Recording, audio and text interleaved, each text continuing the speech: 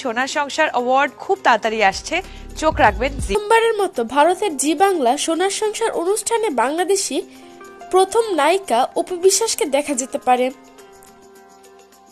Social মিডিয়ায় একটা ছবি তুমুল ভাইরাল হয়েছে, যেখানে দেখা যায় জি বাংলা সোনার সংসার 2024 সালের আমন্ত্রণপত্রর উপহারের কার্ড।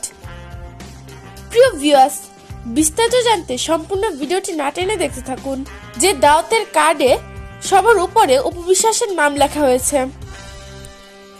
কিছুদিন পর অনুষ্ঠিত হবে ভারতের সব থেকে বড় অনুষ্ঠান জি বাংলা সোনার সংসার অ্যাওয়ার্ড 2024, আর ওখানে নাকি প্রথমবার বাংলাদেশি নায়িকা অপু বিশ্বাস উপস্থিত থাকবে।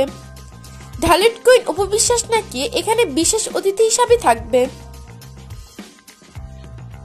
অপু বিশ্বাসের জি বাংলা অ্যাওয়ার্ডে যাওয়ার কোনো সত্যতা মিলেনি, কারণ অপু বিশ্বাস এখনো নিজ মুখে এ ব্যাপারে কিছু বলেনি।